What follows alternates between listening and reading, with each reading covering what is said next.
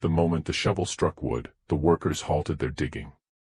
It was March 1847, and the renovation crew at the Delqua estate in New Orleans had already uncovered 3 identical boxes buried under the old slave quarters. Each contained the same thing, dozens of small cloth bundles, carefully wrapped and preserved, each holding a single human tooth. By the time authorities were summoned, 17 more boxes had been unearthed from the same area, all following the same pattern. The plantation owner's family professed complete ignorance, but city records revealed something unsettling. Between 1791 and 1823, over 40 enslaved people had vanished from that property without any documentation of sale, death, or transfer. The boxes were quietly removed, the discovery hushed by prominent families with ties to the estate, and for decades, no official explanation was ever offered. What the workers found in those final boxes would uncover a practice so calculated, so methodical that it challenged everything historians believed they understood about power and control in antebellum Louisiana. Before we continue with the story of the Delqua estate and the horrifying discovery that rattled New Orleans society, I need to ask you something. If you're fascinated by dark historical mysteries that blur the line between documented fact and unspeakable truth, subscribe to this channel and hit that notification bell. And please leave a comment telling us what state or city you're listening from. We love knowing where our community of mystery seekers is located. Now, let's uncover what really happened in those slave quarters and why the truth remained buried for so long. The discovery at the Delqua estate didn't occur in isolation. It emerged from a city already dense with secrets, where the old French and Spanish colonial powers had left layers of tradition, cruelty, and silence that the newer American administration struggled to penetrate. New Orleans in 1847 was a city of contradictions, a place where 3 cultures, French, Spanish, and American, collided and merged into something entirely unique. The air hung heavy with humidity even in March, and the scent of magnolia blossoms mixed with the less pleasant odor of the docks, where ships from across the world unloaded cargo, both inanimate and human. The Mississippi River, swollen with spring rains, flowed past the city like a brown serpent, carrying with it the commerce and secrets of half a continent. The city had been American territory for over 4 decades, purchased from Napoleon in 1803 as part of the Louisiana Purchase, but its soul remained distinctly Creole.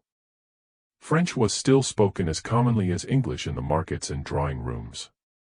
Spanish architectural influences dominated the older quarters with their wrought iron balconies and hidden courtyards.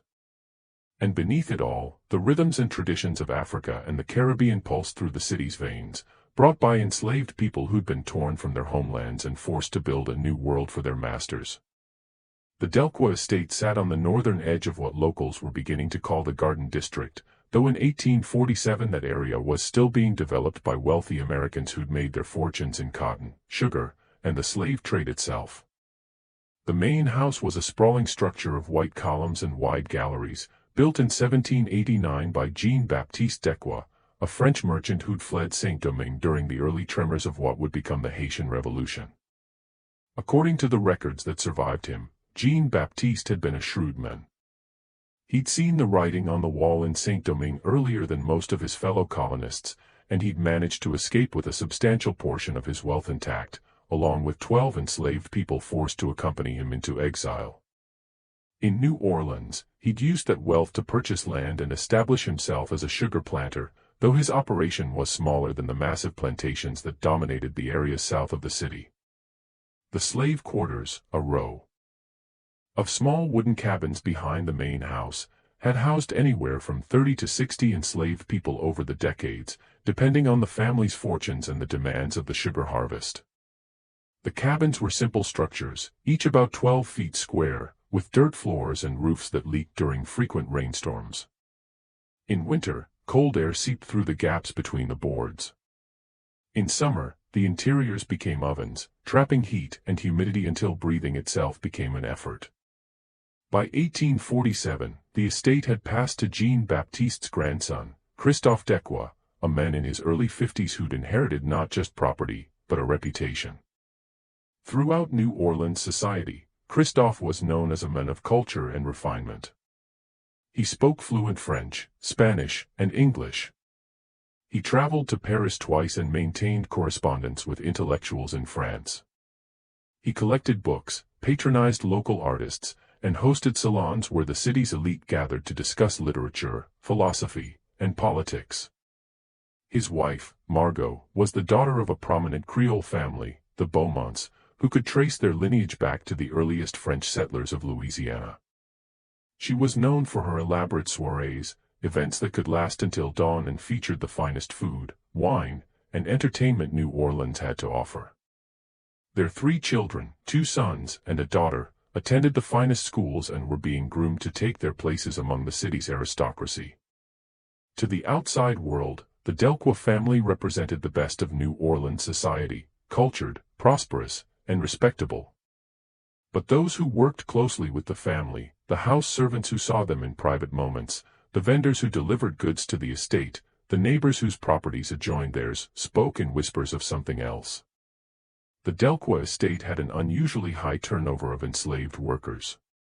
People would arrive, purchased at the slave markets on Chartres Street or brought in from other plantations, work for months or sometimes years, and then simply vanish from the property. When questioned, the family would provide vague explanations: sold to a plantation upriver, sent to work in the household of a relative in Mobile, died of fever and buried in the pauper's field outside the city. These explanations were accepted because they were common. Enslaved people were property, and property changed hands frequently. Disease was rampant in New Orleans, particularly during summer months when yellow fever swept through the city with devastating regularity. Death was so common it barely warranted comment. But there were inconsistencies that troubled those who paid attention. Bills of sale that should have existed for transferred enslaved people couldn't be found. Death certificates that should have been filed with the city were missing. And sometimes people who'd supposedly been sold to plantations upriver would be spotted months later in New Orleans working for different masters, with no memory of ever leaving the city or with memory so fragmented and confused they couldn't provide a coherent account of what had happened. One person who noticed these inconsistencies was Father Antoine Blanc, a Catholic priest who served the French-speaking community in New Orleans. For over 20 years, Father Blanc had been hearing confessions and providing spiritual guidance to both free and enslaved people, developing a reputation as a man who genuinely cared about the souls in his care, regardless of social status. In the spring of 1846, a year before the boxes would be discovered, Father Blanc was approached by an elderly enslaved woman named Josephine who worked in the Delqua household. Josephine had been with the family for over 30 years, having been purchased by Jean-Baptiste himself in the 1810s. She was one of the few enslaved people who'd remained on the property for an extended period, and she'd seen dozens of others come and go. Josephine told Father Blanc a disturbing story. She claimed that Jean-Baptiste Delqua had practiced a form of control over the enslaved people on his property that went beyond the usual brutalities of slavery. He'd extracted teeth from newly arrived enslaved people, telling them that as long as he held their teeth, they could never truly be free. The teeth, he'd claimed, contained their souls, their essence, and he would use them to track down anyone who tried to escape or to curse anyone who disobeyed him. Josephine herself had lost a tooth to Jean-Baptiste's practice when she first arrived at the estate. She remembered the terror of that day, the way Jean-Baptiste had explained the ritual in his precise French, translated by an older enslaved man who'd been on the property for years. She remembered the pain of the extraction, performed without any anesthetic, and the way Jean-Baptiste had wrapped the tooth in cloth and placed it in a wooden box with dozens of others. For years, Josephine had believed absolutely in the power of the ritual. She'd seen what happened to people who tried to escape. They were always caught, always returned, and she'd believed it was because Jean-Baptiste had used their teeth to track them down.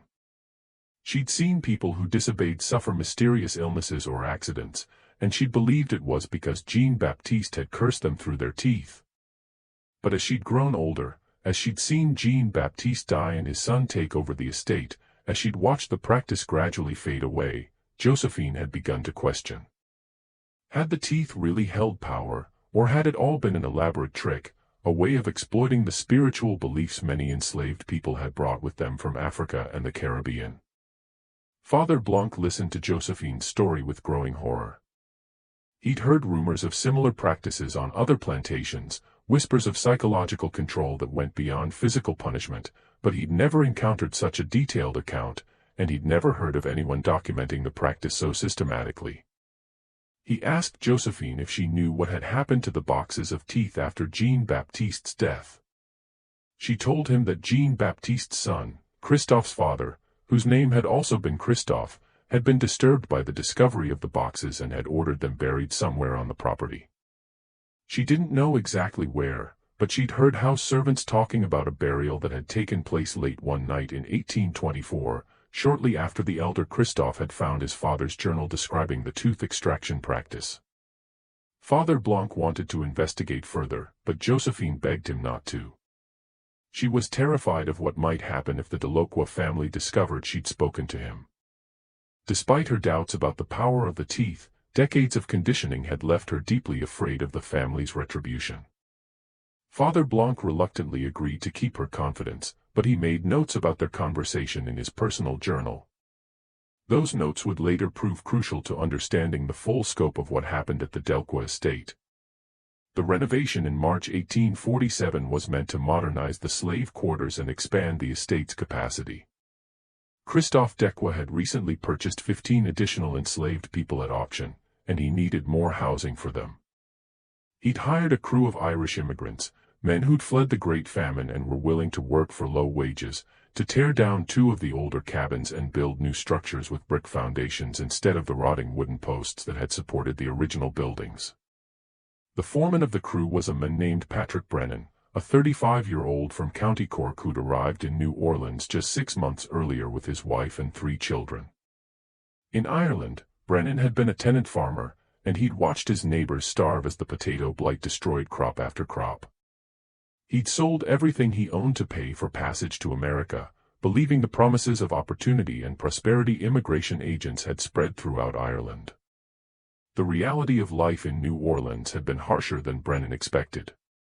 Irish immigrants were relegated to the most dangerous and degrading work, digging canals through swamps filled with disease-carrying mosquitoes, loading and unloading cargo on the docks, and taking on construction jobs that even enslaved people weren't forced to do because the risk of death or injury was too high. If an enslaved person died, the master lost valuable property. If an Irish immigrant died, he could simply be replaced by another desperate arrival from the next ship. But Brennan was a survivor. He learned quickly, worked hard, and managed to establish himself as a reliable foreman. The job at the Delacroix estate was a good one by his standards, the pay was decent, the work straightforward, and Christophe Delacroix had a reputation for treating his workers fairly, at least by the standards of the time. Brennan assembled a crew of 6 men, all Irish immigrants like himself, all desperate for work. Among them was a young man named Seamus Corrigan, barely 20 years old, who'd lost his entire family to the famine and had arrived in New Orleans alone and penniless. There was also Michael O'Brien, a former stonemason who'd worked on churches and manor houses in Ireland before the famine destroyed his livelihood. And there was Thomas Murphy, a quiet man in his 40s who rarely spoke about his past but worked with a grim determination that suggested he was trying to outrun painful memories. The crew started work on a Monday morning in early March. The weather was mild with a light breeze coming off the river, and the work progressed smoothly for the first few days. They'd torn down the first cabin without incident, hauling away the rotted wood and clearing the site for the new foundation. It was on Thursday, March 11th, that they began digging the foundation trench for the first new building. The soil was soft and easy to work, a mixture of clay and sand typical of the area. They'd been digging for about an hour, reaching a depth of roughly 3 feet, when Seamus Corrigan's shovel struck something solid. "Stone," Corrigan muttered, expecting to find a rock or perhaps an old tree root. But when he cleared away the soil, he found instead a wooden box roughly 2 feet long and a foot wide, with a flat lid secured by rusted nails. Brennan came over to investigate, and the other workers gathered around, curious about what they'd found. Brennan later testified that his first thought was treasure, perhaps coins or jewelry hidden by someone decades earlier. New Orleans was full of stories about buried treasure, about pirates and smugglers who'd hidden their loot in the swamps and forests around the city. Finding a buried box seemed like the kind of lucky break that could change a man's life. He pried open the lid with a crowbar, and the men gathered around to see what was inside. The box contained no treasure. Instead, it held dozens of small cloth bundles, each tied with twine that had darkened with age. The bundles were arranged in neat rows, packed tightly together. Brennan opened one of the bundles carefully, his hands shaking slightly with anticipation. Inside was a single human tooth, a molar by the look of it, with the root still attached. The tooth was yellowed with age, and there were dark stains on the root that might have been dried blood. Brennan stared at the tooth for a long moment, trying to make sense of what he was seeing. Then he opened another bundle, another tooth, and another. Every bundle in the box contained a single tooth, each carefully wrapped and preserved. The men stood in silence, staring at the contents of the box. The discovery was so unexpected, so inexplicable that none of them knew how to react. Then Seamus Corrigan pointed to the ground a few feet away. "There's another one," he said, his voice barely above a whisper. They dug more carefully this time and found a second box, identical to the first. It too contained cloth-wrapped teeth. By the end of that first day, they'd found 5 boxes, all buried at roughly the same depth, all containing the same thing. Brennan reported the discovery to Christophe Dequa that evening. He found Dequa in his study, a room lined with bookshelves and dominated by a large mahogany desk. Dequa had been reading when Brennan knocked, and he looked up with mild annoyance at the interruption. But when Brennan explained what they'd found, Dequa's expression changed dramatically. The color drained from his face, and his hands began to tremble. He asked Brennan to repeat himself, as if he couldn't quite believe what he was hearing. Brennan had brought one of the boxes with him, and he placed it on Dequa's desk. Dequa opened it slowly, his movements careful and deliberate, as if afraid of what he might find inside. When he saw the cloth-wrapped teeth, he closed his eyes and took a deep breath. "Stop work immediately," Dequa said, his voice barely steady. "Send the men home. I'll pay them for the full day. Tell them not to speak of this to anyone. I'll contact the authorities in the morning." But Dequa didn't contact the authorities. Instead, he spent that night in his study, going through old ledgers and documents that had been stored in the estate's archives for decades. His wife, Margot, found him there at dawn, surrounded by papers, his eyes red from lack of sleep and his face haggard. When she asked what was wrong, he told her only that there had been a disturbing discovery on the property and that he needed to understand its origins before involving outsiders. Margot pressed him for details, but Christophe refused to elaborate. He simply told her to keep the children away from the construction site and to ensure the house servants didn't gossip about whatever they might have heard. The next day, Friday, March 12th, Christophe Dequa instructed Patrick Brennan to continue the excavation, but to do so carefully and document everything they found. He hired 2 additional workers and offered them extra pay for their discretion. He also brought in a clerk from his business office, a young man named Henri Dubois, to keep detailed records of the excavation. Dubois was a meticulous record keeper, and his notes from that week would later provide crucial evidence about the scope of the discovery. He documented the location of each box, its dimensions, its condition, and the number of teeth it contained. He also noted any distinguishing features, unusual markings on the boxes, variations in the cloth used to wrap the teeth, anything that might help identify when and why the boxes had been buried. Over the next week, the crew unearthed a total of 22 boxes, all buried in the area directly beneath and around the old slave quarters. The boxes were arranged in a pattern suggesting they'd been buried systematically, not randomly. The oldest boxes, judging by the degree of decay, were closest to the original slave quarters built in the 1790s. The newer ones, though still decades old, were buried slightly farther away toward the edge of the property. Each box contained between 30 and 60 cloth-wrapped teeth. Some teeth were clearly from adults, large molars and incisors showing signs of wear from years of use.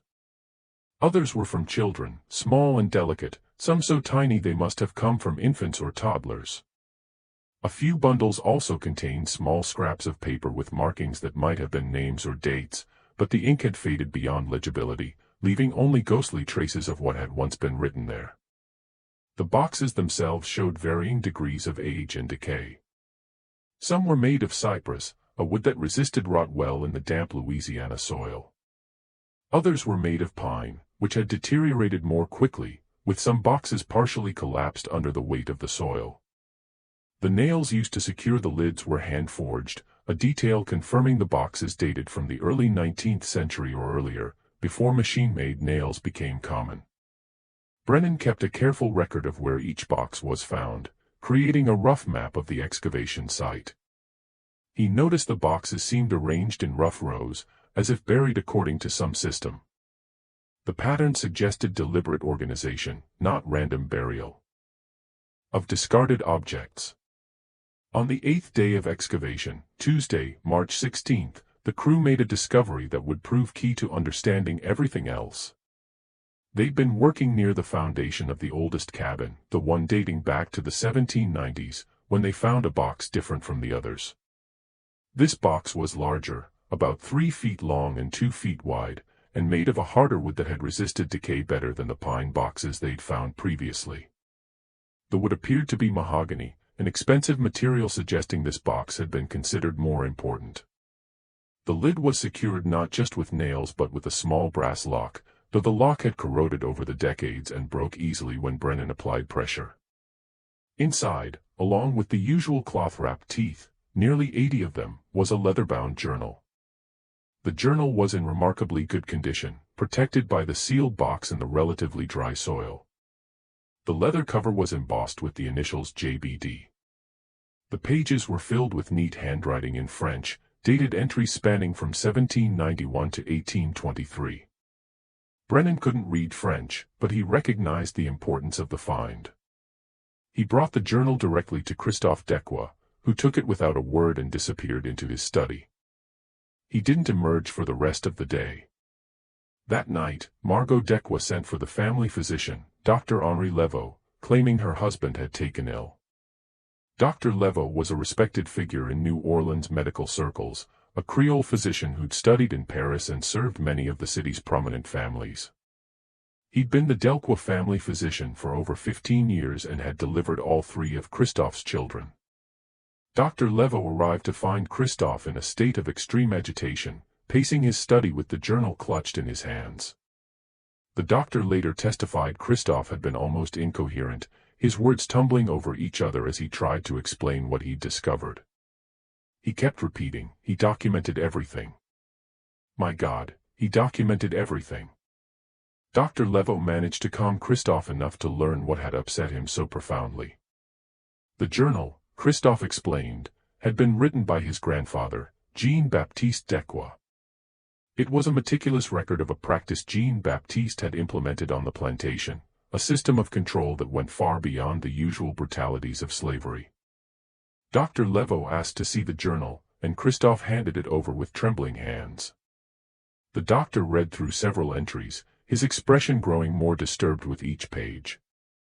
The entries were written in a clear, precise hand with the detached tone of a man recording scientific observations rather than documenting acts of cruelty.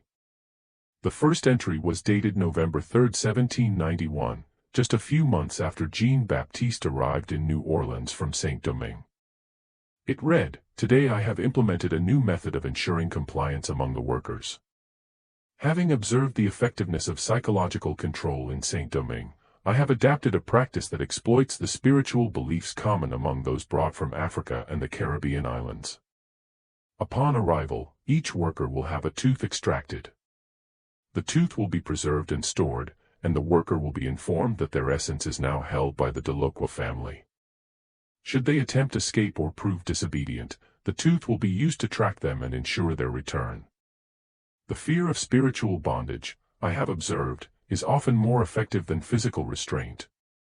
The entry continued with clinical details about the first extraction performed on a man named Baptiste, who'd been brought from Saint-Domingue with Jean-Baptiste. The extraction had been done by a local physician whom Jean-Baptiste had paid handsomely for his discretion. The procedure had been performed without anesthetic, and Baptiste had been told that his tooth now contained his soul, which would remain in Jean-Baptiste's possession as long as he lived. Subsequent entries documented hundreds of similar extractions over the next 3 decades. Jean-Baptiste kept meticulous records of each person who'd had a tooth extracted, their name, approximate age, where they'd come from, and the date of extraction. He also noted their behavior after the extraction, documenting whether the psychological control had been effective. Most entries suggested the practice had worked exactly as Jean-Baptiste intended. People who'd had their teeth extracted rarely attempted escape, and when they did, they were often caught quickly, not because of any supernatural power, but because their fear of the supposed curse made them careless and easy to track. They believed they couldn't truly escape as long as Jean-Baptiste held their teeth, so they didn't plan escapes carefully or travel far enough to avoid capture. But the journal revealed something even more disturbing than extractions from living people. Jean-Baptiste also documented what happened when enslaved people died on the property, whether from disease, accident, or brutal labor conditions. He would have their bodies buried in unmarked graves in the far corner of the property, but not before extracting additional teeth. These teeth would be added to the boxes, ensuring that even in death, the enslaved remained under Dequa control. The journal entries about post-mortem extractions were particularly chilling in their detachment. Marie, age 24, succumbed to fever on July 18. 3 teeth extracted before burial. Subject had been compliant throughout her service. Teeth stored in box 7. Jacques, age 16, died from injuries sustained in mill accident. 2 teeth extracted. Subject had shown signs of rebelliousness. Teeth stored in box 12 as warning to others. Dr. Levo read through dozens of these entries, feeling his stomach turn with each one. He'd known the Delqua family for years, had attended their parties, delivered their children, considered Christophe a friend. The revelation that this practice had been carried out on the property, that the boxes of teeth represented decades of systematic psychological torture, was almost incomprehensible. But what disturbed Dr. Levo most was the realization that Jean-Baptiste's practice hadn't been unique. Scattered throughout the journal were references to other plantation owners who'd consulted with Jean-Baptiste about his methods. Some references were explicit, naming prominent Louisiana families and describing their interest in implementing similar practices. Others were more circumspect, referring only to colleagues or associates who'd sought Jean-Baptiste's advice. One entry from 1803 read, "Received visit from Monsieur Beaumont regarding management techniques." Explained the tooth extraction method and its psychological foundations. Monsieur Beaumont expressed interest in implementing similar practice on his property in Plaquemines Parish. Provided him with contact information for Dr. Rousseau, who has proven most reliable in performing the extractions. Another from 1811 read, "Correspondence from Monsieur Thibodeau requesting details of the tooth preservation method." Explained the importance of proper wrapping and storage to maintain the psychological effect. Suggested he maintain detailed records as I have done to track effectiveness over time. These references suggested the tooth extraction practice had spread beyond the Delqua estate. It had become part of a network of psychological control employed by multiple plantation owners throughout Louisiana and possibly beyond. Christophe, his voice shaking, told Dr. Levo the journal contained over 300 entries documenting individual tooth extractions. 300 people who'd had their teeth extracted, their spirits claimed, their humanity reduced to a wrapped bundle in a buried box. And the practice hadn't ended with Jean-Baptiste's death in 1823. The journal's final entry suggested he'd instructed his son, Christophe's father, to continue the tradition. Dr. Levo asked the obvious question, had Christophe's father continued the practice? Had Christophe himself? Christophe's answer was complicated. His father, he claimed, had been horrified by Jean-Baptiste's journal when he discovered it after the old man's death. The elder Christophe had found the journal in a locked drawer in Jean-Baptiste's desk along with a letter instructing him to continue the tooth extraction practice and maintain the records. But instead of following his father's instructions, the elder Christophe immediately stopped the practice. He refused to extract more teeth and tried to destroy the evidence of what had been done. He burned some boxes, scattering the ashes in the river, but he'd been unable to destroy all of them, perhaps out of some sense that the crimes they documented shouldn't be completely erased from history. And he'd been unable to destroy the journal itself, despite knowing it was evidence of practices that would be condemned even by the standards of a slaveholding society. Instead, he ordered the remaining boxes and the journal buried on the property in 1824, late one night when only a few trusted house servants were present. The location beneath the slave quarters had been chosen deliberately, a way of keeping the teeth close to the people they'd been taken from, even in death. Or perhaps, Dr. Leveau thought, it had been a form of penance, a way of acknowledging the suffering that had taken place there. Christophe himself, he insisted to Dr. Leveau, had known nothing until the renovation crew made their discovery. His father had never told him about Jean-Baptiste's practices, had never mentioned the buried boxes or the journal. Christophe had inherited the estate, the wealth, the social position, but not the knowledge of how that wealth had been built and maintained. Dr. Leveau wanted to believe him. Christophe was his friend, a man he'd known for years, a man who'd always seemed decent and honorable by their society's standards. But as he looked at the journal, at the meticulous records of suffering, he couldn't help but wonder, how much had Christophe really known? How much had he chosen not to know? How much had he benefited from practices he claimed to find abhorrent? The discovery of the journal and boxes created an immediate crisis for the Delacroix family. Dr. Leveau, despite his long friendship with Christophe, felt obligated to report what he'd learned to authorities.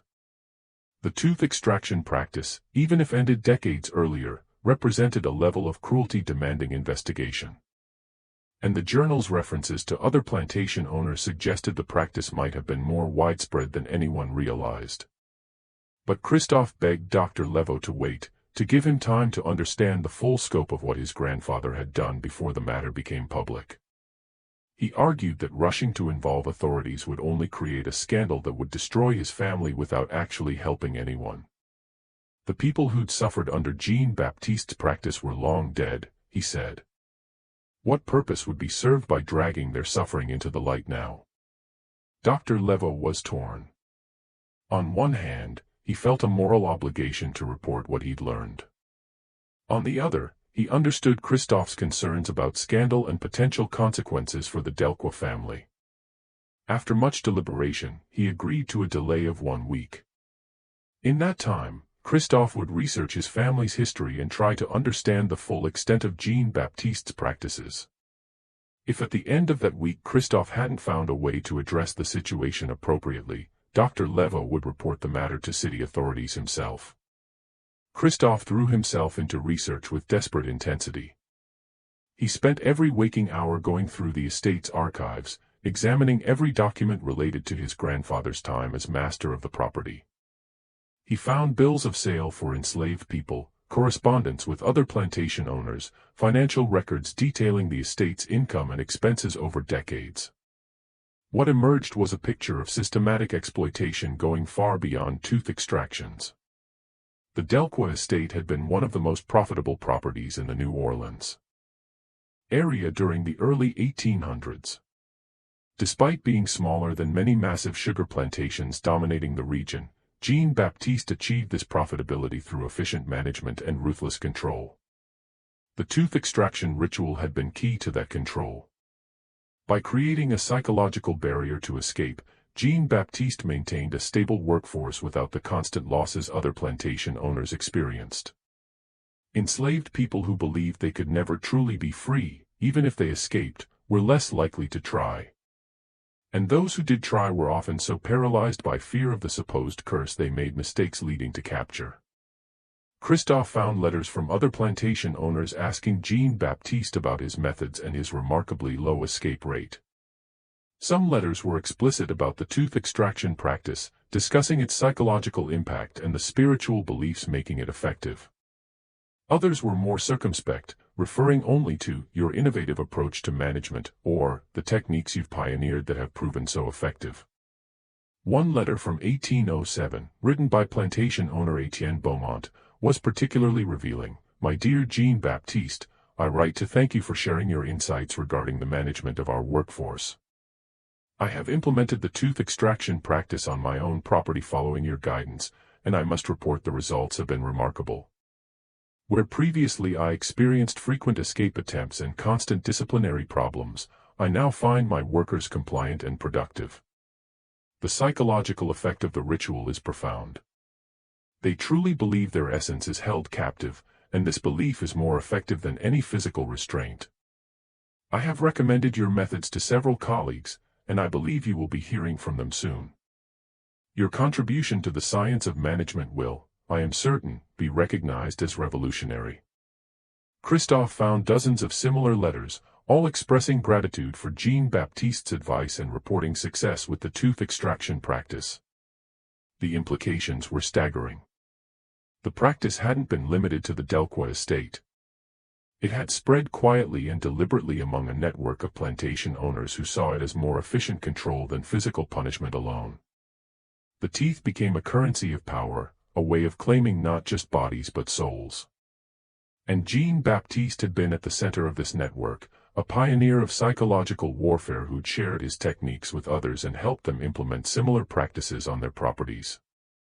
Christophe also discovered financial records showing his grandfather had been paid consulting fees by other plantation owners.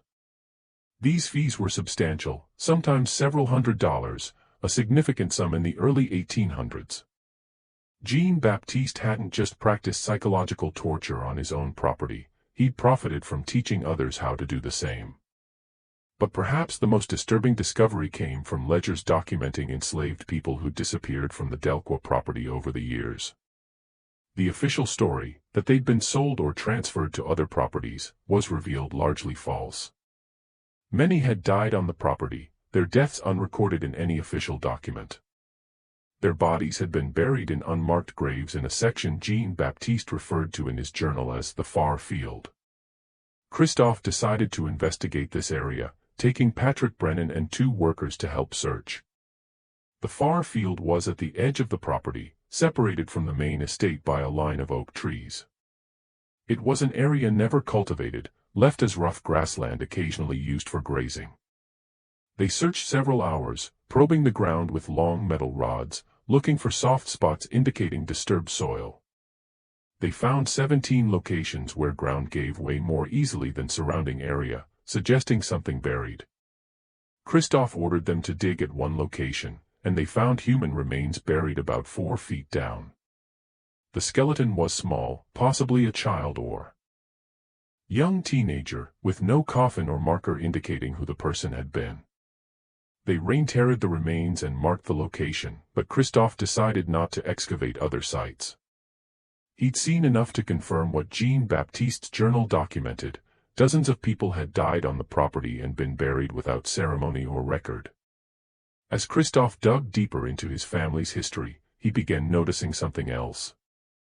The family's wealth declined significantly after 1823, the year Jean-Baptiste died and tooth extraction ended. The estate's financial records showed a clear pattern. During Jean-Baptiste's lifetime, the property had been highly profitable, generating substantial income from sugar production. But after his death, profits declined steadily. The elder Christophe struggled to maintain the estate's productivity. He experienced more escapes, more resistance, more management problems than his father ever had. Without psychological control the tooth extraction ritual provided, enslaved people on the property were more willing to resist, to test limits of their master's power. Profit margins shrank, and the family was forced to sell portions of property to maintain lifestyle. By the time younger Christophe inherited estate in 1839, it was a shadow of what it had been during Jean-Baptiste's time. The family was still wealthy by most standards, but no longer among New Orleans society elite. It was a damning correlation. The Delqua fortune had been built on specific terror, and when the terror ended, so did prosperity. The tooth extraction practice hadn't been just a cruel eccentricity, it had been fundamental to estate's economic model. Meanwhile, despite Christoph's attempts at secrecy, word of discovery began spreading. The Irish workers, though paid for discretion, had families and friends. Patrick Brennan told his wife about boxes, swearing her to secrecy, but she mentioned it to a neighbor who told someone else, and soon rumors circulated through Irish immigrant neighborhoods near docks. Rumors were garbled and exaggerated, as rumors tend to be. Some said hundreds of bodies found buried beneath Delqua estate. Others claimed boxes contained not just teeth but other body parts, fingers, toes, even hearts. A few whispered teeth used in voodoo rituals, that Jean-Baptiste Delqua practiced dark magic. These rumors eventually reached French Quarter, spreading through markets and taverns, and from there reached ears of New Orleans' small but vocal abolitionist community, free people of color, northern transplants, and few sympathetic locals opposing slavery on moral grounds. One abolitionist was young lawyer Thomas Wickham, who'd moved to New Orleans from Boston 3 years earlier. Wickham was 28, idealistic, convinced slavery was economically inefficient and morally indefensible. He'd come to New Orleans hoping to establish legal practice helping free people of color navigate complex laws governing lives in slaveholding society. Wickham heard rumors about Delqua estate and immediately recognized significance. If rumors true, if prominent New Orleans family systematically extracted teeth from enslaved people as psychological control, it would be powerful evidence of slavery's inherent cruelty. A story that could sway public opinion, show people in North and even South slavery wasn't just labor exploitation but comprehensive dehumanization. Wickham began investigating, asking questions, trying to separate fact from rumor.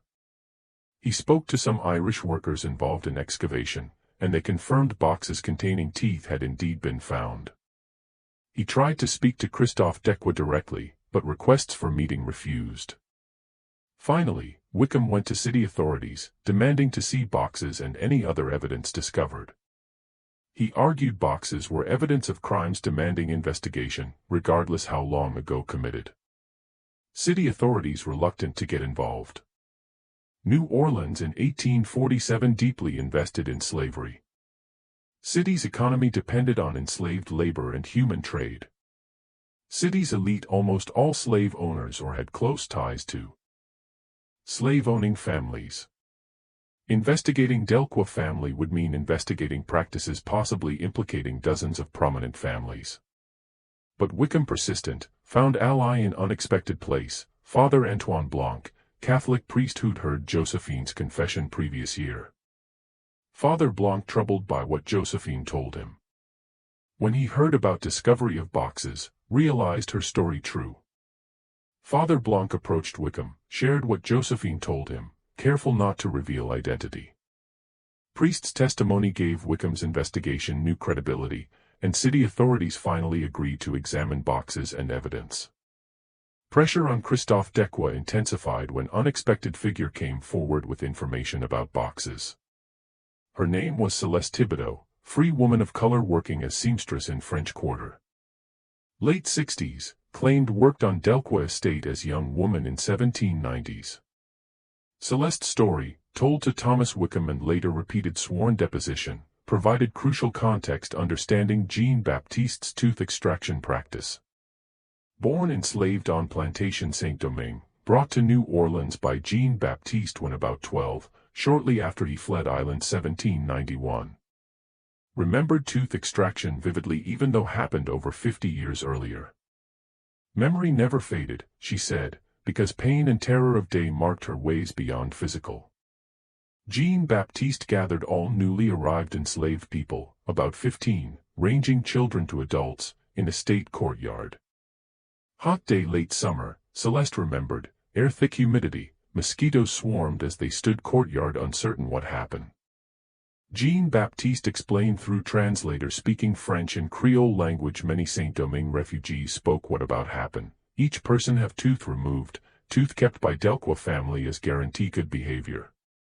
If anyone tried escape, Jean-Baptiste warned, he would use tooth curse them, ensure caught returned. If anyone died, tooth keep spirit bound estate, unable find peace join ancestors. Celeste described terror ritual-inspired.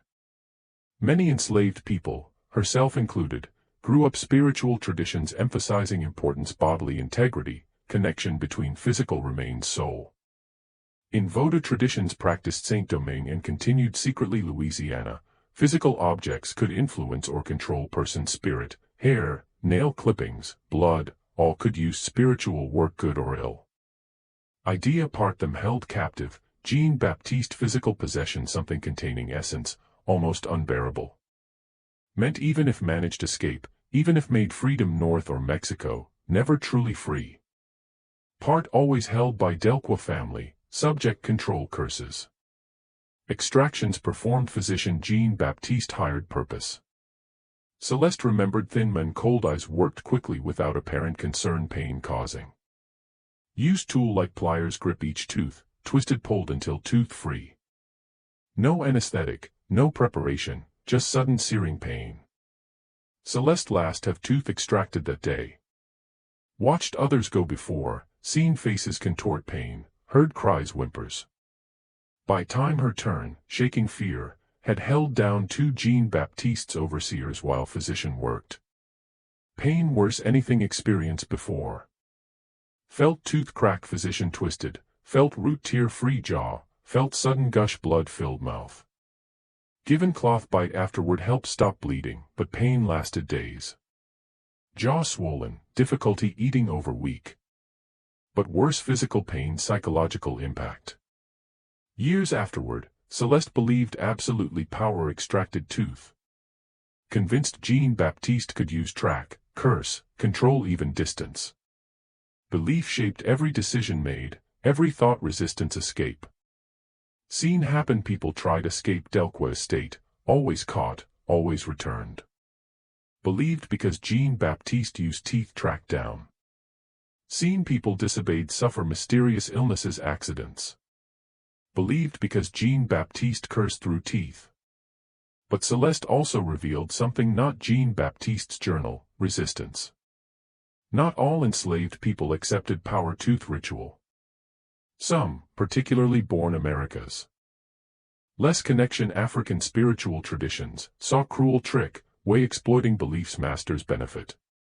Attempt steal boxes, reclaim teeth, break psychological hold represented. Celeste knew at least 3 attempts during time estate between 1791 to 1803, when freed. All failed. Jean-Baptiste kept boxes locked secure room main house, anyone caught trying access punished severely. One man, named Celeste remembered Pierre, managed break room boxes kept 1797. Caught before take any teeth, Jean-Baptiste made example. Pierre whipped publicly front all other enslaved people property, then sold trader specializing supplying brutal sugar plantations Caribbean where life expectancy measured years rather decades. Message clear, attempting reclaim tooth, attempting break spiritual hold Jean-Baptiste claimed, result consequences far worse simply accepting bondage. Celeste herself freed Jean-Baptiste 1803 when about 24. Freedom came reward years loyal service, she suspected because Jean-Baptiste wanted demonstrate benevolence. Gave manumission papers small sum money, enough establish herself seamstress New Orleans. Left estate, built life city, never speaking publicly about experiences until discovery boxes brought memories flooding back. Married, had children, established successful business. But never forgot tooth extraction or years psychological bondage represented. Now, 1847, Celeste willing speak publicly about happened. Heard rumors discovery Delacroix estate, realized testimony could help people understand full horror Jean-Baptiste done. Contacted Thomas Wickham, offered tell story. Wickham immediately recognized Celeste's testimony crucial. Living witness tooth extraction practice, could describe not just physical process but psychological impact endured. Story make boxes teeth more abstract evidence, give human face, personal dimension impossible ignore. Celeste's testimony powerful but raised new questions. If Jean-Baptiste kept boxes main house, how ended buried beneath slave quarters? When moved, why? Christophe Dequa, confronted Celeste's testimony and pressed Wickham city authorities, finally admitted learned family papers. Father found boxes Jean-Baptiste's journal after old man's death 1823. Horrified discovered, Elder Christophe ordered boxes buried property 1824. Burial took place late night, few trusted house servants present. Location beneath slave quarters chosen deliberately, though Christophe not entirely sure father's reasoning. Perhaps way keeping teeth close people taken from, form symbolic return. Perhaps way hiding evidence place unlikely discovered. Who think dig beneath slave quarters, structures considered temporary disposable. Elder Christophe also tried destroy some evidence. Burned several boxes, scattered ashes Mississippi River, but unable destroy all, unable destroy journal. Instead buried, perhaps hoping eventually decay disappear, erasing evidence father's crimes. Thomas Wickham seized details. Burial, argued, evidence Elder Christophe knew tooth extraction practice wrong, perhaps criminal. By burying boxes instead destroying completely, tried hide evidence while maintaining twisted connection past. Wickham demanded authorities conduct full investigation. Wanted boxes examined medical experts, teeth analyzed determine how many individuals represented, how extractions performed. Wanted estates records subpoenaed, every document related enslaved people lived died there brought light. Most importantly, wanted unmarked graves Jean-Baptiste's journal mentioned located properly identified. Delqua family resisted through lawyers. Argued matter private family affair, practices described took place decades earlier under different laws social norms, dredging past serve no useful purpose. Enslaved people question long dead, argued, nothing done help now. Pursuing investigation only cause pain scandal without achieving meaningful justice. Legal battle dragged through spring-summer 1847. Meanwhile boxes remained custody city, stored warehouse near docks. Dr. Henri Leveau asked city authorities examine. Confirmed contained human teeth, hundreds, representing at least 200 individuals based count. But Dr. Leveau's examination revealed something else crucial understanding full scope Jean-Baptiste's practice, some teeth showed signs extracted post-mortem. Bone around root socket characteristics consistent extraction after death when blood no longer flowing tissue begun change. But many others showed signs extracted living subjects, extractions done crudely without regard pain damage inflicted. Dr. Leveau's report described fractured roots, broken jawbone fragments attached some teeth, evidence infection disease developed after extractions. Extractions not performed skilled dentist physician proper techniques. Done someone minimal training, using force rather skill. Goal not remove teeth safely minimal pain, simply extract quickly possible regardless suffering caused. Detail horrified even those inclined view tooth collection strange relatively harmless eccentricity. Extractions caused immense suffering, suffering inflicted deliberately part ritual control. Pain part point, reinforced message enslaved people's bodies not own, could violated will, suffering irrelevant compared master's desires. As investigation continued summer 1847, more people came forward stories Delqua estate similar practices other properties. Each new testimony added layer emerging picture systematic psychological control employed alongside physical brutality. Elderly man Augustus Porter, enslaved plantation Plaquemines Parish South New Orleans, testified former master extracted one teeth teenager, telling keep honest. Master kept tooth small box desk Porter see every time entered house. Constant visual reminder taken, Porter said, almost effective physical chains keeping compliant. Porter eventually escaped Chaos War 1812 when British forces invaded Louisiana, normal systems control broken temporarily. Made way north, eventually reached Ohio, lived freeman over 3 decades. But never forgot tooth extraction psychological hold represented. Heard discovery Delqua estate, Porter traveled back Louisiana specifically testify. Wanted people understand, said, tooth extraction practice not just physical pain even spiritual beliefs, about power, masters finding new insidious ways control people already completely under power. Woman Hannah Brossard, purchased freedom 1830s, worked laundress, New Orleans, described similar practice, plantation held St. Charles Parish. Master kept jar teeth, desk, visible anyone entered office. Silent reminder, power, warning disobedience required words. Hannah never owned tooth extracted. Born plantation, master apparently decided children enslaved people already subjected ritual didn't need undergo themselves. But grew seeing jar teeth, knowing represented, psychological impact profound.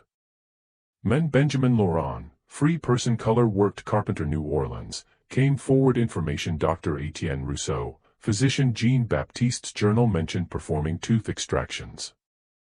Laurent's father worked Rousseau's assistant 1810s, told son stories doctors work.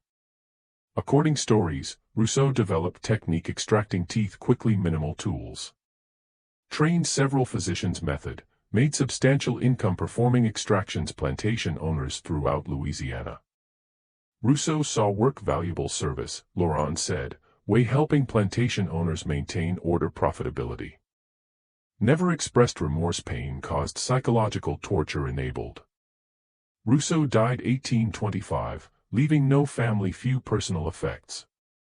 But Laurent's testimony suggested tooth extraction practice more widespread, organized, initially realized. Not just Jean-Baptiste Dequoy eccentric practice, part broader system, trained practitioners network plantation owners employed. These testimonies suggested tooth extraction practice more widespread, initially realized. Not unique Jean-Baptiste Dequoy, part broader culture, psychological control some enslavers employed alongside physical punishment. Thomas Wickham compiled testimonies, comprehensive report submitted City Council July 1847 demanding action. Argued discovery boxes, Delqua estate opportunity, confront full horror slavery's mechanisms, understand not just physical brutality but psychological warfare waged enslaved people. Wickham's report detailed, damning. Included Celeste Thibodeau first-hand account, tooth extraction ritual, Augustus Porter testimony, similar practices other plantations, Hannah Brossard description, jar teeth psychological weapon, Benjamin Laurent information, Dr. Rousseau's role spreading practice. Report included excerpts Jean-Baptiste's journal, carefully selected illustrate systematic nature practice psychological foundations. Wickham obtained access journal court order over strenuous objections Delqua family lawyers. But Wickham's efforts met fierce resistance New Orleans planter class. Many family connections Delqua family or employed similar practices. Saw Wickham investigation threat reputations fortunes, mobilized stop. Anonymous letters appeared newspapers attacking Wickham outsider, northern agitator trying stir trouble city own ways managing affairs. Some question motives, suggesting trying make name exploiting tragedy. Others attacked character, spreading rumors personal life legal practice. Attacks became personal threatening summer progressed. Wickham received letters office warning drop investigation face consequences. One letter late August particularly explicit, leave New Orleans, Yankee, or you'll end river like many didn't know mind own business. Wickham reported threat city authorities, no investigation launched. Message clear. Powerful people wanted matter buried, like boxes, willing intimidation possibly violence achieve goal. Wickham refused intimidated. Continued gathering evidence, interviewing witnesses, building case. But began noticing followed. Men didn't recognize appear outside office watching. Mail tampered, letters arrive opened or not arrive all. Friends colleagues distance, worried associated someone made powerful enemies. Father Antoine Blanc, Wickham ally investigation, received visit Archbishop New Orleans strongly suggested priest focus pastoral duties leave legal matters civil authorities. Message clear, church not want involved controversy alienate wealthy parishioners. Dr. Henri Leveau, examined boxes provided crucial medical testimony, found some patients, particularly prominent families, suddenly seeking care other physicians. Income declined. Began worryability support family. Pressure working. Wickham allies systematically isolated, livelihoods threatened, reputations attacked. Investigation strangled not legal means but social economic pressure. Then late September, something happened changed trajectory entire investigation. Fire broke warehouse boxes stored. Fire started late night warehouse empty, spread quickly fueled wooden crates dry goods stored nearby. By time volunteer fire brigade arrived, New Orleans Professional Fire Department 1847, warehouse fully engulfed flames. Firefighters prevented spreading adjacent buildings, couldn't save warehouse itself. Burned ground, everything inside destroyed. Boxes gone, all 2,200 teeth contained. Physical evidence Dr. Levo carefully catalogued, tangible proof tooth extraction practice, destroyed. Only Jean-Baptiste's journal survived because Christophe Dequa kept a state-rather turning authorities.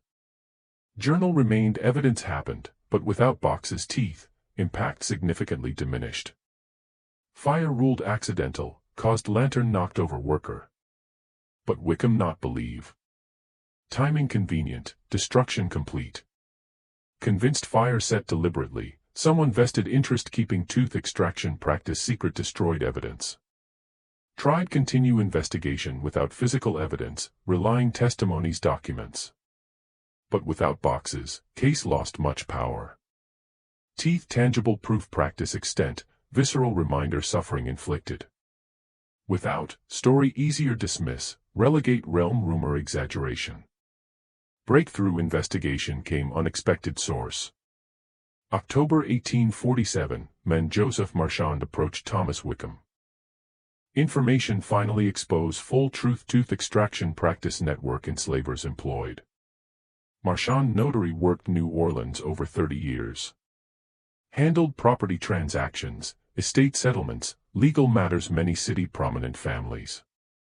Early 60s, built reputation discreet reliable professional trusted sensitive information. Marchand troubled discovery Delqua estate subsequent fire destroyed evidence. Knew Jean-Baptiste Dequa personally, handled legal affairs years before Oldman death. Also knew plantation owners consulted Jean-Baptiste management techniques. Time, Marchand thought little consultations, seemed ordinary business discussions kind plantation owners regularly seeking improve operations increase profits. But light tooth extraction revelations, Marchand begun review old files new eyes, found disturbed deeply. Marchand records at least 15 plantation owners corresponded Jean-Baptiste Dequa 1795 to 1820 specifically asking methods psychological control. Some letters explicit tooth extraction practice discussing implementation effectiveness. Others coded language, meaning clear anyone new look. More significantly, Marchand records payments plantation owners Dr. Etienne Rousseau, physician performed tooth extractions. Payments described medical consultations, amounts far large ordinary medical care. Typical doctor visit early 1800s cost $2. Payments ranged $50 to $200, substantial some suggesting more routine medical services. Marchand always assumed payments treating enslaved workers, perhaps dealing epidemics injuries. Now suspected else, payments performing tooth extractions, implementing psychological control system Jean-Baptiste pioneered. Wickham investigated Dr. Rousseau background discovered died 1825 leaving no family few personal effects. But Wickham able locate former assistant Rousseau, Claude Fontaine, still living New Orleans working apothecary. Fontaine now 70s, reluctant talk first.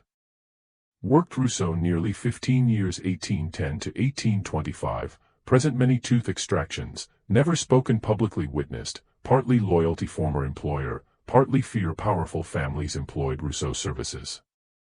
Wickham persisted, visiting Fontaine multiple times, appealing conscience, arguing truth needed told. Finally late October, Fontaine agreed provide testimony witnessed. Fontaine account chilling detail. Described Dr. Rousseau man without conscience, saw enslaved people objects rather human beings. Rousseau believed providing valuable service, helping plantation owners maintain order profitability. Developed technique extracting teeth quickly minimal tools, pair specialized pliers small chisel loosening stubborn teeth. Extractions performed any form anesthetic. Rousseau believed pain part ritual effectiveness, trauma extraction reinforced psychological message enslaved person's body not own. Fontaine witnessed hundreds extractions years working Rousseau, seen terror suffering caused. But Fontaine also revealed something Jean-Baptiste's journal mentioned, tooth extraction practice eventually fell favor not moral concerns but less effective. By 1820s, many enslaved people learned teeth held real power, curse fiction design control. Psychological hold weakened word spread enslaved communities people escaped despite teeth extracted not mysteriously track struck supernatural forces. Illusion begun crumble, plantation owners started looking methods control.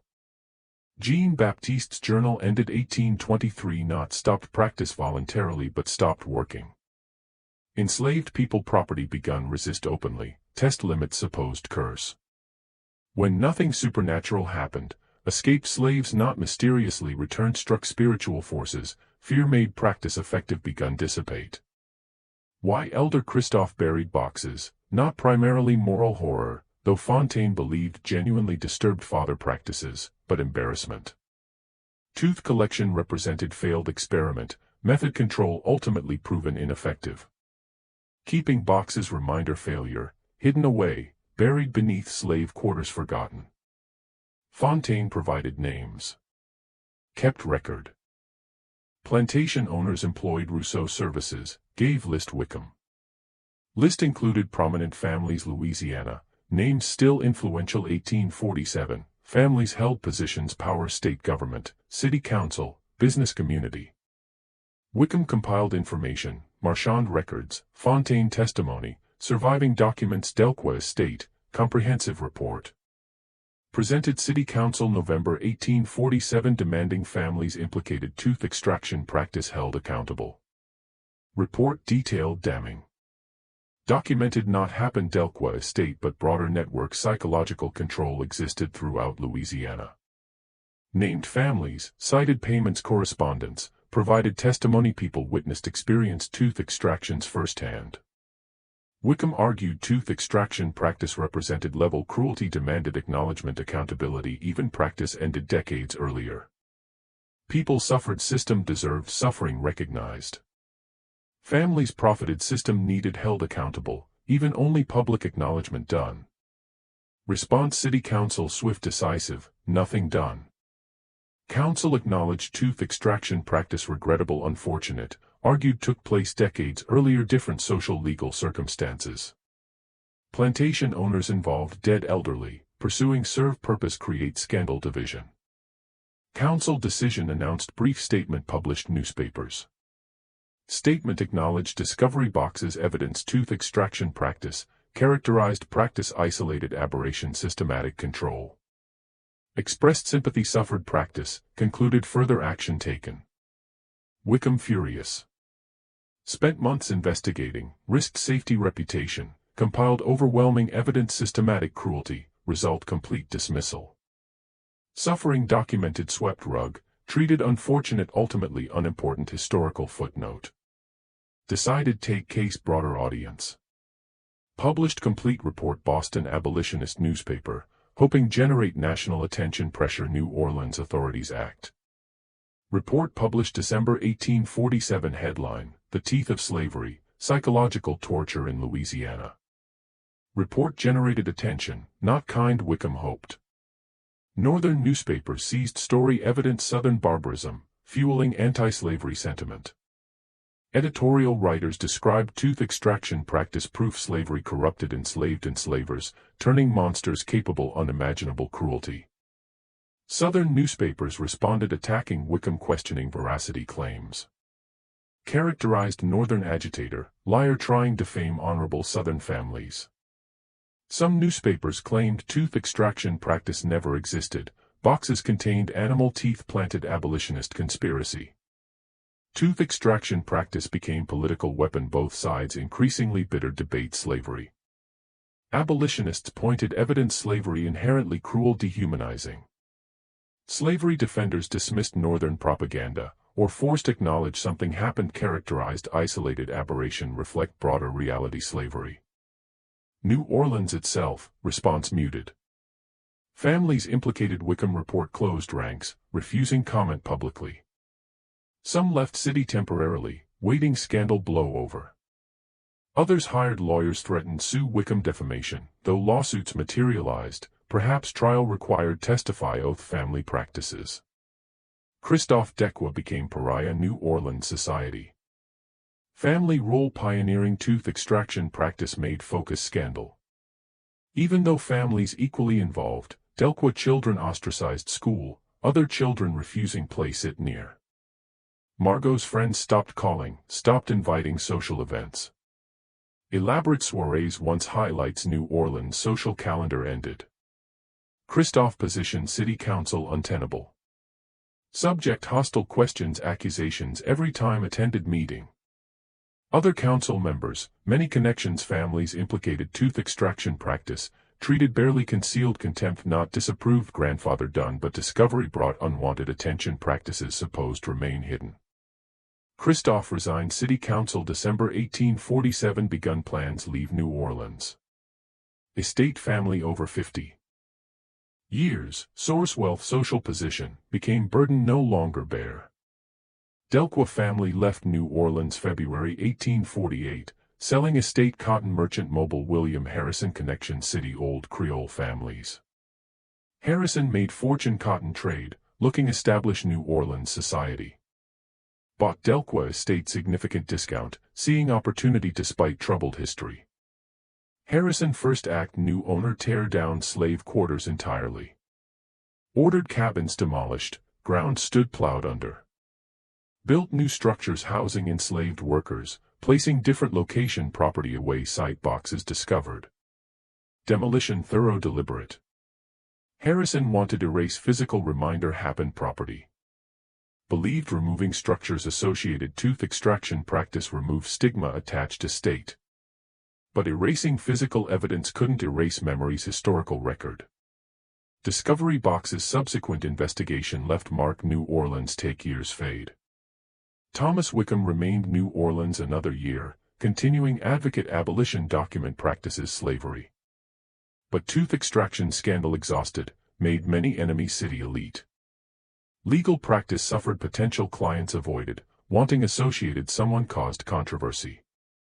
1849, Wickham returned Boston, continued legal work became involved Underground Railroad helping escaped slaves reach freedom Canada. Never forgot tooth extraction investigation frustration seeing overwhelming evidence cruelty dismissed ignored. Before leaving New Orleans, Wickham final meeting Celeste Thibodeau, woman testimony crucial understanding tooth extraction practice. Met Celeste small shop French Quarter, thanked efforts bring truth light.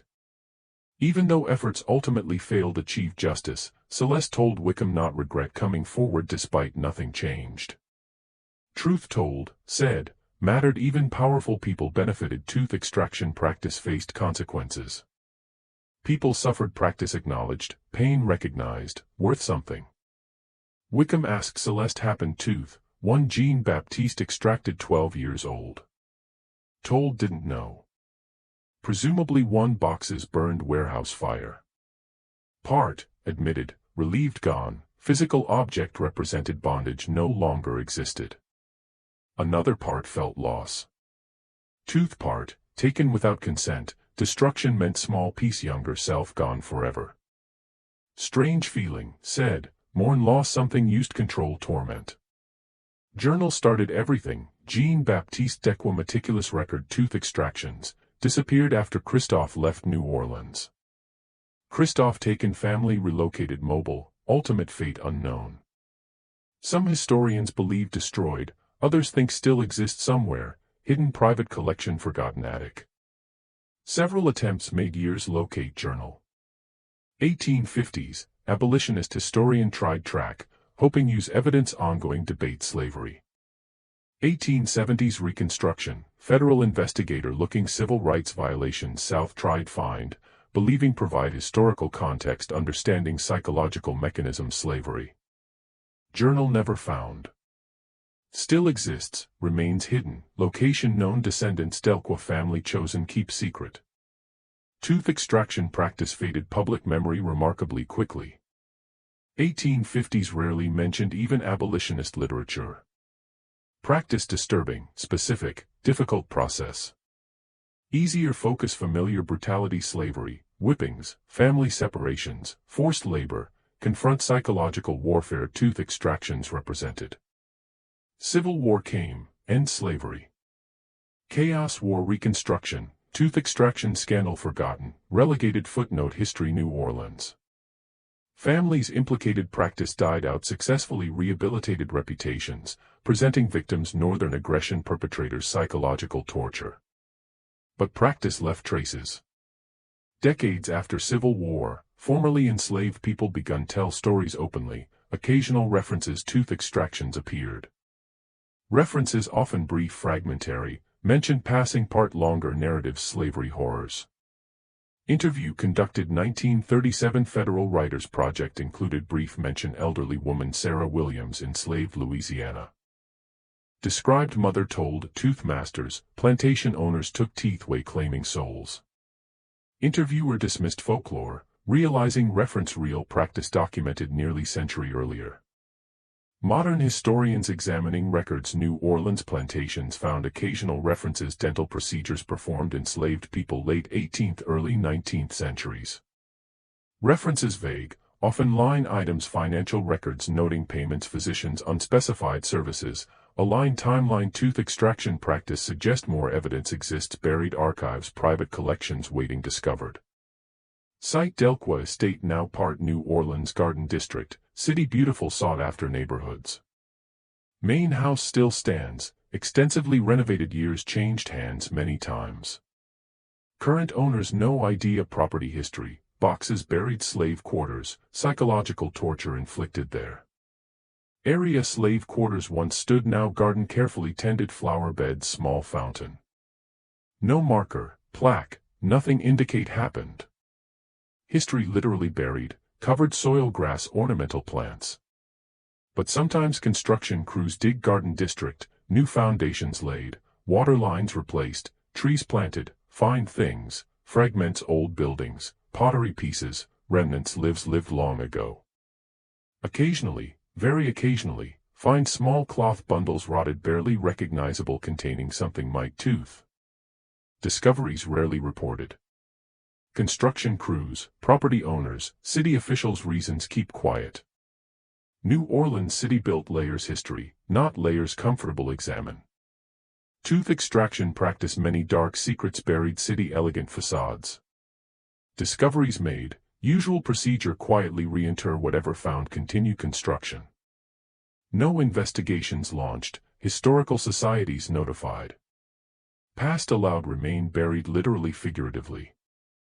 Father Antoine Blanc, priest first heard tooth extraction practice Josephine, continued ministry New Orleans until death 1860.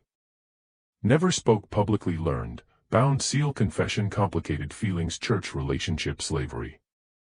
But private journal discovered death, Father Blanc written extensively tooth extraction practice revealed nature slavery. Struggled moral implications, questioned supposedly Christian society tolerate cruelty, on complicity system treated human beings property. Entry 1848 read, Discovery Delqua Estate haunted months. Cannot stop thinking boxes, teeth contained, suffering represented. What kind society built practices exist not isolation part network system. How many horrors remain hidden, buried beautiful homes cultivated gardens.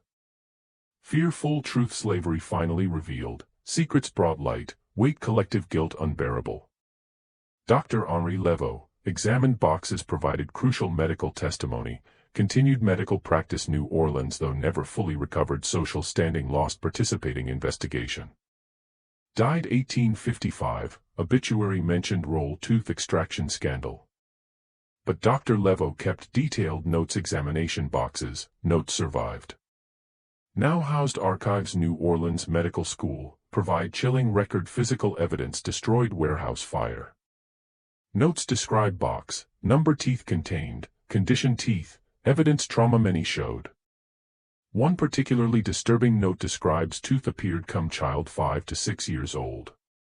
Tooth evidence extracted child alive, signs infection root socket. Dr. Levo wrote, "What possible justification inflicting suffering child? Cruelty documented boxes exceeds anything encountered medical practice. Action civilized people, monsters lost sense human compassion." Celeste Thibodeau testified experiences Delqua Estate, lived 1869. Final years spoke occasionally tooth extraction meant enslaved people endured. Described theft not body part dignity, right believe even slavery part yourself remained own. Tooth extraction violation beyond physical, way claiming ownership not labor identity, spirit, essence person. Psychological impact practice, said, lasted far longer physical pain extraction. Even freed, built successful life, sometimes wake night thinking tooth. Wondering destroyed fire still exist somewhere, fragment younger self held captive box. Sense incompleteness, having something essential taken never returned, perhaps cruelest aspect tooth extraction practice. Violation couldn't undone, wound couldn't heal thing taken never restored. Celeste died sleep 1869 age about 90. Buried St. Louis Cemetery No. 2 tomb purchased years earlier money saved seamstress work. Tombstone simple inscription, Celeste Thibodeau, 1779 to 1869, free at last. Discovery boxes 1847 briefly brought tooth extraction practice light, forced New Orleans society confront mechanisms slavery maintained. But confrontation incomplete, reckoning deferred. Boxes destroyed, families implicated faced real consequences, practice faded obscurity. Remains question historians grapple, how many practices existed? How methods psychological control spiritual violation employed enslavers forgotten deliberately hidden. Tooth extractions documented Jean-Baptiste Delqua compulsive record-keeping accidental discovery boxes routine renovation. But similar practices left records, physical evidence, fading memories occasional fragments testimony. Story Delqua Estate buried boxes reminder history slavery encompasses brutalities openly acknowledged hidden cruelties, calculated psychological tortures designed break spirits' bodies. Understanding history requires looking beneath surface, digging uncomfortable truths buried boxes teeth.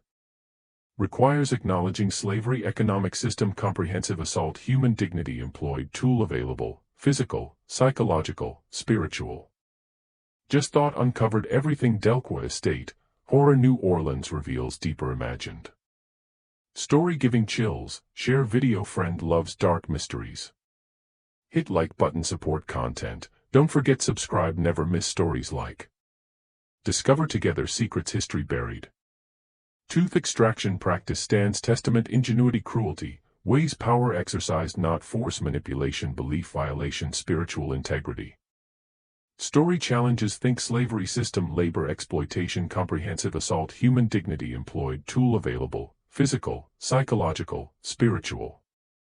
Boxes discovered 1847 contained teeth represented far significant, evidence systematic attempt claim ownership bodies souls. Attempt ultimately failed. Enslaved people Delqua Estate plantations eventually saw fiction, recognized tooth extraction, resisted. But attempt suffering caused deserves remembered understood. People endured tooth extractions, lived psychological burden believing part essence held captive, deserve stories told. Tooth extraction practice faded public memory legacy remains. Reminder cruel forms oppression often target body mind spirit, seek control people do believe themselves. Mystery shows darkest chapters history often deliberately hidden, buried layers silence denial. Discovery boxes 1847 briefly pulled curtain hidden chapters, curtain quickly drawn closed truth buried once more.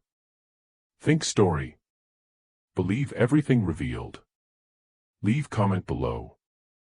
Enjoyed Tale 1 horror stories, subscribe, hit notification bell, share someone loves mysteries. See next.